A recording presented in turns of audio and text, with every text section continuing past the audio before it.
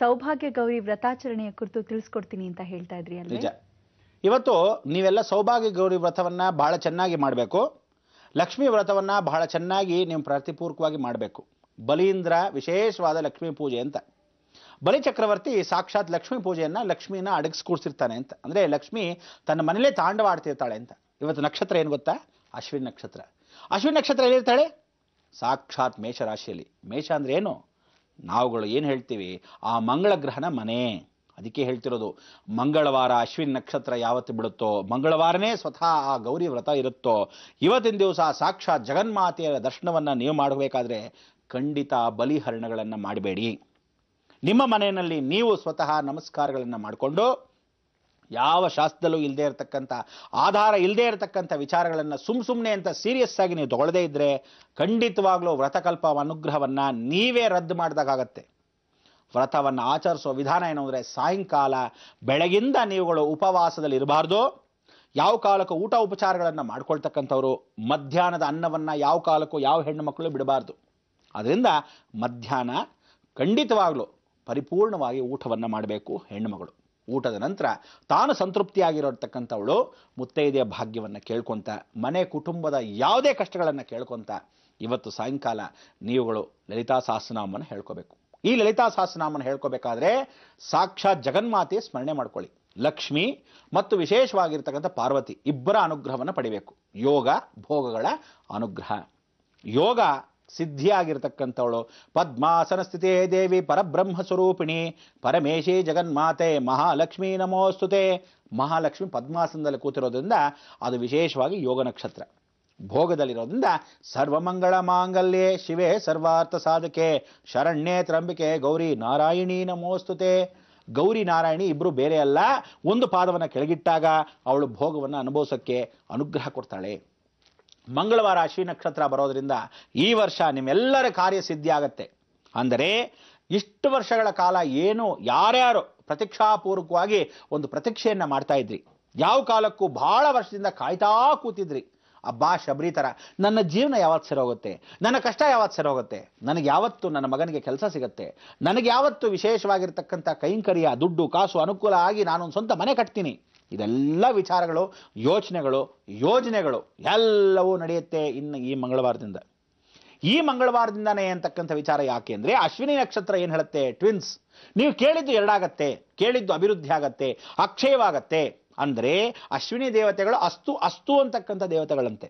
ಅದಕ್ಕೆ ಮೊದಲೇ ಅಶ್ವಿನಿ ದೇವತೆಗಳು ಅಸ್ತು ಅನ್ನೋ ದೇವತೆಗಳನ್ನ ನಿಮಗೇನು ಅಂದರೆ, ಕೆಟ್ಟದನ್ನು ಮಾಡಬೇಡಿ, ಒಳ್ಳೆಯದನ್ನು ಮಾಡಿ ಅಭಿವೃದ್ಧಿನ ಪಡಿಸ್ಕೊಳ್ಳಿ. ಇವತ್ತೇನಾದರೂ ಬಲಿಹರಣ ಮಾಡಿದ್ರೆ ಅಸ್ತು ಅಸ್ತು ಅಂತಾಳಂತೆ. ಅಂದರೆ ಬಲಿ ನೀರು ತಗೊಂಡ್ರೆ ನಿನ್ನ ಮನೆಯಲ್ಲಿ ಬಲಿ ಬಲಿ ಅಂತಾರಂತೆ.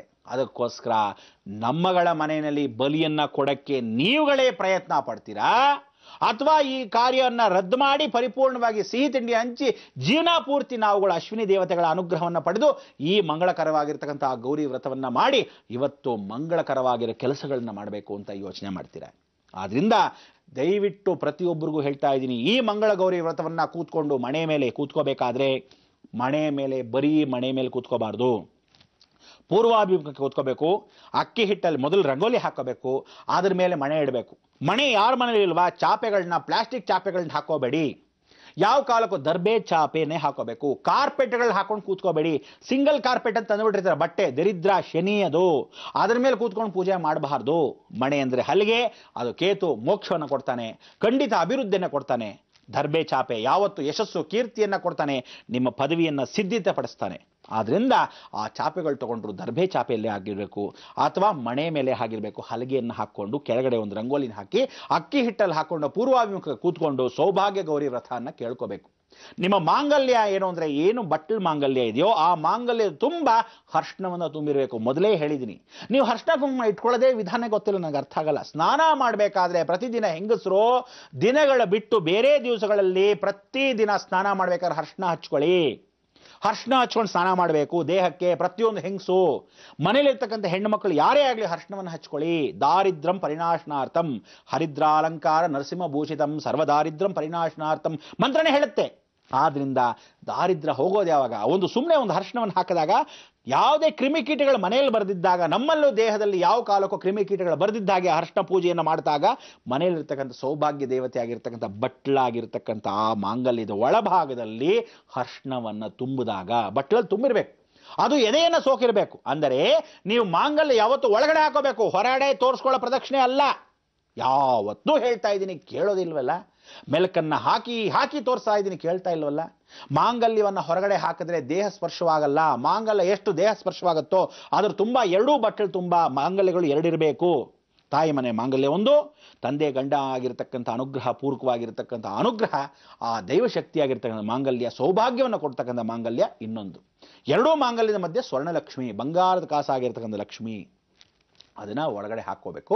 ಅದು ಎದೆಯನ್ನು ಸೋಕಿರಬೇಕು, ದೇಹ ಸ್ಪರ್ಶವಾಗಬೇಕು. ಕುಂಕುಮವನ್ನು ಆ ಲಕ್ಷ್ಮಿಗೆ ಇಡಬೇಕು. ಅದಕ್ಕೆ ಎರಡು ಕಡೆ ಅರ್ಶಿನ, ಒಂದು ಕಡೆ ಕುಂಕುಮ, ಯಾವತ್ತೂ ಅದೇ ಸಿಗ್ನಿಫಿಕೆನ್ಸ್. ಅದಕ್ಕೆ ನೀವುಗಳು ಹೊಸಲು ಬಾಗಿಲು ಇಡಬೇಕಾದ್ರೂ ಹೀಗಿಟ್ಟಾಗ, ಅರ್ಶಿನವನ್ನೇ ಸುತ್ತಲೂ ಇಟ್ಟಾಗ ಮಧ್ಯದಲ್ಲಿ ಕೆಂಪು. ಅದಕ್ಕೆ ಎರಡು ಮಾಂಗಲ್ಯದ ಮಧ್ಯೆ ಸ್ವರ್ಣಲಕ್ಷ್ಮಿ ಕೂತಿರೋದ್ರಿಂದ ಮಾಂಗಲ್ಯಂ ಸರ್ವದಾ ರಕ್ಷಣಾ ರಕ್ಷತಿ, ಸೌಭಾಗ್ಯ ದೇವತೆಯ ಅನುಗ್ರಹ ನಿಮ್ಗೆ ಕೊಡ್ತಾಳೆ. ಒಂದು ಲಕ್ಷ್ಮಿ, ಒಂದು ಗೌರಿ, ಆ ಮಧ್ಯದಲ್ಲಿರೋದು ಸ್ಥಿರತೆ, ನಿಮ್ಮ ಭಾಗ್ಯವನ್ನ. ಅದಕ್ಕೆ ತ್ರಿಯಗ್ನಿ ಸಂಭೂತಂ ಸರ್ವದೋಷ ಪ್ರಾಯಶ್ಚಿತ. ಒಂದು ಅಗ್ನಿ ಬಂದು ತಾಯಿ ಮನೆಯಿಂದ ಒಲೆ ಉರಿ ಬಂದಿರುತ್ತೆ. ಈ ಒಲೆ ಉರಿನ ನಿನ್ನ ಮನೆ ಗಂಡನ ಮನೆಯಲ್ಲೇ ಉರಿಸು, ಬಹಳ ಚೆನ್ನಾಗಿರುತ್ತೆ. ಗಂಡನ ಮನೆಯವಳು ನೀನು ನನ್ನ ಮಗಳು ಮಾತ್ರ, ನನ್ನ ಹೆಂಡತಿ ಮಾತ್ರ ಅಲ್ಲ, ನನ್ನ ಮನೆ ಕುಟುಂಬಕ್ಕೂ ತಾಯಾದವಳು, ಆ ಮನೆ ಮಾಂಗಲ್ಯವನ್ನು ತಗೊಂಬಂದಿರತಕ್ಕಂಥವಳಾಗ್ಲಿ. ಅದಕ್ಕೋಸ್ಕರ ಎರಡೂ ಭಾಗ್ಯವನ್ನ ಸೌಭಾಗ್ಯವಾಗಿ ಕೊಟ್ಟರೆ ಸೌಭಾಗ್ಯ ಗೌರಿ ವ್ರತ. ಇವತ್ತು ಅಂಥ ಒಂದು ಸೌಭಾಗ್ಯ ಗೌರಿ ವ್ರತ ಕೇಳಿದ್ದು ನಿಮ್ದಾಗತ್ತೆ. ಮಂಗಳವಾರವೇ ಆಗಿರೋಂಥ ಅಶ್ವಿನಿ ದೇವತೆಗಳು. ನಿಮ್ಮ ಮಕ್ಕಳ ಬಗ್ಗೆ ಕೇಳ್ತೀರಾ? ನಿಮ್ಮ ಮಗಳು ಅಕಸ್ಮಾತ್ ಲವ್ ಮಾಡ್ಕೊಂಡು ಹೊರಟೋಗ್ತಾ ಇದ್ದಾಳೆ ಅನ್ನೋ ವಿಚಾರಕ್ಕೆ ಏನಾದರೂ ಇದ್ದರೆ, ದೋಷಗಳಿದ್ದರೆ ಅದನ್ನು ಸರಿಪಡಿಸೋಕ್ಕೆ ಅವಕಾಶ ಮಾಡ್ಕೊಂಡು ಕೇಳ್ತೀರಾ? ಪ್ರಾರ್ಥನೆ ಮಾಡ್ಕೊಳ್ಳಿ, ಪರಿಪೂರ್ಣ ಅನುಗ್ರಹ ಕಾರ್ಯ ಸಿದ್ಧಿ ಆಗತ್ತೆ ನಿಮ್ಮದು ಈ ವರ್ಷ. ಈ ದಿನವೇ ನಿಮ್ಮ ಪ್ರಾರ್ಥನೆಯನ್ನ ತಥಾಸ್ತು ಅಂತಾನೆ ಆ ಭಗವಂತ. ಅದಕ್ಕೋಸ್ಕರ ದಯವಿಟ್ಟು ಹೇಳ್ತಾ ಇದ್ದೀನಿ, ಮಾಂಸಾಹಾರವನ್ನು ತ್ಯಜಿಸಿ ಸೌಭಾಗ್ಯ ಗೌರಿ ವ್ರತವನ್ನು ಮಾಡಿ ಲಕ್ಷ್ಮೀ ಕೃಪಾ ಕಟಾಕ್ಷಕ್ಕೆ ಪಾತ್ರರಾಗಬೇಕಾದ್ರೆ ಸಾಯಂಕಾಲ ಗೋಧೂಳಿ ಲಗ್ನದಲ್ಲಿ ಮೊದಲೇ ಪೂಜೆ ಪುನಸ್ಕಾರಕ್ಕೆ 3:30-4 ಗಂಟೆಗೆ ಎಲ್ಲ ರೆಡಿ ಮಾಡಿ ಇಟ್ಕೊಂಬಿಡಿ. ಆ ಪ್ರದೋಷ ಕಾಲ ಅಂತ ಕರಿತೀವಿ. ಆ ಸೂರ್ಯ ಅಸ್ತವಾಗಕ್ಕೆ ಮೊದಲು ಎಲ್ಲ ರೆಡಿ ಮಾಡಿ ಇಟ್ಕೊಂಡು ನೀವು ಆ ಬ್ರಾಹ್ಮಿ ಮುಹೂರ್ತ ಏನು ಬೆಳಗ್ಗೆ ಹೊತ್ತಿದೆಯೋ ಹಾಗೆ ಸಾಯಂಕಾಲ ಸಂಧ್ಯಾ ಮುಹೂರ್ತ ಅಂದ್ರೆ ಏನೋ ಗೋಧೂಳಿ ಲಗ್ನ, ಹಸುಗಳು ಮನೆಗೆ ಬರೋ ಸಮಯ, ಆ ಸಮಯದಲ್ಲಿ ನೀವು ಪೂಜೆ ಮಾಡಿ ಆ ದೀಪವನ್ನು ಹಚ್ಚಬೇಕಾದ್ರೆ ತುಪ್ಪದ ಬತ್ತಿಯನ್ನು ತುಪ್ಪದ ದೀಪದಲ್ಲೇ ಹಚ್ಚಬೇಕು. ಪ್ರಾರ್ಥನೆ ಮಾಡ್ಕೊಳ್ಳಿ. ನಿಮ್ಮನೆ ಕುಟುಂಬದಲ್ಲಿ ನಿಮ್ಮ ಮಗಳಿಗೆ ಅಕಸ್ಮಾತ್ ಆರೋಗ್ಯವಿಲ್ವಾ, ವಿದ್ಯೆ ಇಲ್ವಾ, ಜ್ಞಾನ ಇಲ್ವಾ, ಅಭಿವೃದ್ಧಿ ಇಲ್ವಾ, ಹೊಟ್ಟೋಗಿರೋ ಮಗಳು ಲವ್ ಮಾಡ್ಕೊಂಡು ಯಾರನ್ನೋ ಕಟ್ಕೊಂಡ್ಬಿಟ್ಟಿದ್ದಾಳೆ, ಪರಜಾತಿಯನ್ನು ಕಟ್ಕೊಂಡ್ಬಿಟ್ಟಿದ್ದಾಳೆ, ಅಕಸ್ಮಾತ್ ಅವು ಸೋಗಾಗೆ ಇಲ್ಲದೆ ಇದ್ರೆ ಗಂಡ ಗೋಳಿಕೊಂತಿದ್ದಾನ, ಚೆನ್ನಾಗಿ ಹೊಡೆದು ಬಾರಿಸ್ತಾ ಇದ್ದಾನ, ದೇಹ ತುಂಬ ಪರಿಪೂರ್ಣವಾಗಿ ದೇಹಗಳ ಗಾಯಗಳ ಮಾಡಿ ಇಟ್ಟಿಯಾನ, ಡೈವರ್ಸ್ ಮಾಡಿ ಬಿಸಾಕ್ಬಿಟ್ಟಿದ್ದಾನ, ಆ ಹೆಣ್ಣು ಮಕ್ಕಳಿಗೆ ಯಾವುದೋ ಯೋಚನೆ ಇಲ್ವಾ? ಅಥವಾ ಗಂಡು ಮಕ್ಕಳಿಗೆ ಬಹಳ ತೊಂದರೆ ಕೊಡ್ತಾ ಇರ್ತಕ್ಕಂಥ ಹೆಣ್ಣು ಮಕ್ಕಳಿದಾರ, ಸುಮ್ಮನೆ ಡೌರಿ ಕಚೋರಿ ಹಾಕ್ತಾ ಇದ್ದಾರೆ. ಎಷ್ಟೋ ಜನ ಒಳ್ಳೆ ಹುಡುಗರಿಗೆ ಯಾವ ಕಾಲಕ್ಕೂ ಹೆಣ್ಣು ಮಕ್ಕಳು ಬಹಳ ಜನ ದ್ರೋಹಗಳು ಮಾಡಿದ್ದಾರೆ. ಇವತ್ತಿನ ದಿವಸ ಅದನ್ನ ನಿಜ ಹೇಳದೇ ಇರತಕ್ಕಂಥ ವಿಚಾರದಲ್ಲಿ ಎಷ್ಟೋ ಗಂಡು ಮಕ್ಕಳಿಗೆ ಆ ಹೆಣ್ಣು ಮಗಳು ತಿರುಗಿ ಹಳೆಯ ಲವ್ವರ್ನೇ ಫೋನ್ ಮಾಡ್ಕೊಂಡು ಹಲೋ ಅಂತಿದ್ದಾಳೆ. ಈ ಗಂಡನಿಗೆ ಎಷ್ಟು ಬೇಜಾರು, ಕೇಳಕ್ಕೆ ಹೋಗಿದ್ದಕ್ಕೆ ಗಂಡನಿಗೆ ಕಪಾಳ ಕೊಡಿತಾ ಇದ್ದಾಳೆ. ಇಂಥ ಹೆಂಗಸರು ಇರ್ತಾರೆ. ಆದ್ರಿಂದ ಅದಕ್ಕೆ ಸಪೋರ್ಟ್ ಮಾಡ್ತಾ ಇರೋ, ಕುಮ್ಮಕ್ಕೆ ಕೊಡ್ತಿರೋದು ಯಾರೋ ಅದೇ ವಿಶೇಷವಾಗಿರ್ತಂಥ ತಾಯಿ. ಅಂದರೆ ಹೆಣ್ಣು ಮಕ್ಕಳು ತಾಯಿಂದ್ರು ಜೋರ್ ಜಬರ್ದಸ್ತ್ ಮಾಡಿಕೊಂಡು ಒಳ್ಳೆ ಅಳಿಯನ್ನ ಹಾಳು ಮಾಡ್ತಾ ಇರ್ತಕ್ಕಂಥ ದಿನಗಳು. ಇವ್ರನ್ನೆಲ್ಲ ಪ್ರಾರ್ಥನೆ ಮಾಡಿ ಕೇಳ್ಕೊಳ್ಳಿ. ನಿಮ್ಮ ಮಕ್ಕಳಿಗೆ ಆರೋಗ್ಯ ಇಲ್ವಾ, ಸರಿಯಾಗಿ ವಿದ್ಯೆ ಇಲ್ವಾ, ಇದನ್ನು ಸ್ಮರಣೆ ಮಾಡ್ಕೊಳ್ಳಿ. ಈ ರೀತಿಯಾದ ನಿಮ್ಮ ಎಲ್ಲ ಕಷ್ಟಗಳಿಗೆ ಗಂಡ ಬಹಳ ಅನುಮಾನ ಪಟ್ಟು ಇನ್ನೊಬ್ಬಳನ್ನ ಹೆಂಡತಿನ ಕಟ್ಕೊಂಡು ಮತ್ತೊಬ್ಬಳು ಮೂರನೇವಳನ್ನ ಇಟ್ಕೊಂಡು ಇಷ್ಟೆಲ್ಲ ಇಟ್ಕೊಂಡು ಹೆಂಡತಿನ ಇಷ್ಟು ಗೋಳಿಕೊಂತ ಇದೆಯಾ? ನಿಜವಾಗ್ಲೂ ಮಾಂಗಲ್ಯ ಕಟ್ಟಿರ್ತಕ್ಕಂಥ ಹೆಂಡತಿಗೆ ಇಷ್ಟು ದೌರ್ಜನ್ಯ ಕೊಟ್ಟು ಯಾರೋ ಬಂದು ವಿಡೋ ಒಬ್ಳು ಆಶ್ರಯ ಕೊಡು ಅಂತ ಹೇಳ್ಬಿಟ್ಟು ಬೇಕು ಅಂತ ಆಸ್ತಿಯನ್ನು ಲಪಟಾಯಿಸ್ಬಿಟ್ಟು ಬರ್ಸ್ಕೊಂಡ್ಬಿಟ್ಟು ನಿಜವಾದ ಹೆಂಡತಿಗೆ ನಿಜವಾದ ಗೌರವ ಸಲ್ಲದೆ ಇರೋದ್ರಿಂದ ಅವಳಿಗೆ ಒಳ್ಳೆ ಸ್ಥಾನ ಸಿಗದೇ ಇದ್ದ ಇಂಥ ಕಷ್ಟಗಳನ್ನ ಯಾವತ್ತು ಸ್ಮರಣೆ ಮಾಡ್ಕೊಂತೀರಾ? ನಿಮ್ಮ ಮನೆಯಲ್ಲಿ ನೀವೇ ಖರ್ಚು ಬಾಬ್ತು ಇಲ್ಲದೆ ಈ ಒಳ್ಳೆ ಅಶ್ವಿನ್ ನಕ್ಷತ್ರ ದಿವಸ ಮಂಗಳವಾರ ನೀವು ಪೂಜೆ ಮಾಡಿ ಆ ಸೌಭಾಗ್ಯ ಗೌರಿ ವ್ರತನ ಕೇಳ್ಕೊಳ್ಳಿ. ನಿಮ್ಮ ಜೀವನದ ಸೌಭಾಗ್ಯ ನಿಮಗೆ ಸಿಗತ್ತೆ. ಅಂದ್ರೆ ಎಲ್ಲರೂ ಅನ್ಕೊಂಡ್ಬಿಟ್ಟಿದ್ದೀನಿ ಗೊತ್ತಾ, ಸೌಭಾಗ್ಯ ಗೌರಿ ವ್ರತ ಅಂದ್ರೆ ಅಬ್ಬಾ ನಾನು ದೀರ್ಘ ಸೌಮಂಗ್ಲಿ. ದೀರ್ಘ ಸುಮಂಗ್ಲಿ ಎಲ್ಲ ಮುಖ್ಯ, ದೀರ್ಘ ಸೌಭಾಗ್ಯವತಿ ಅಂದರೆ ಮನೆಯಲ್ಲಿ ಸೌಭಾಗ್ಯ ತುಂಬಿ ತುಳುಕ್ಲಿ.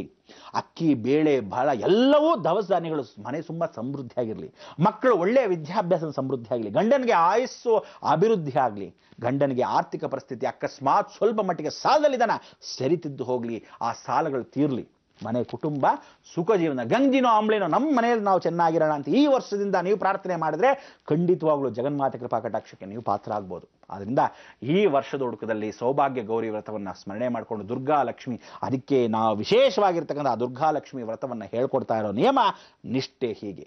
ನೀವು ಕೂತ್ಕೊಂಡು ಆ ಮುತ್ತುಗದ ಎಲೆಯಲ್ಲಿ ರೆಡಿ ಮಾಡ್ಕೋಬೇಕು, ಅಕ್ಕಿ ರೆಡಿ ಮಾಡ್ಕೋಬೇಕು, ಗಂಟೆ ಪಕ್ಕದಲ್ಲಿ ಇಟ್ಕೊಳ್ಳಿ, ಒಂದು ಅಚ್ಚು ಬೆಲ್ಲ ಇಟ್ಕೊಳ್ಳಿ, ಬಳೆಗಳನ್ನು ಅರ್ಶಿಣದ ಬಳೆ ಅಥವಾ ಹಸಿರು ಬಳೆ ಅಥವಾ ಕೆಂಪು ಬಳೆಗಳನ್ನ ರೆಡಿ ಮಾಡ್ಕೊಳ್ಳಿ. ಮಿಕ್ಕಿದೇನು ಎತ್ತ ಅಂತ ಹೇಳ್ತೀನಿ, ಕಾಯ್ತಾ ಇರಿ ಬಂದೆ.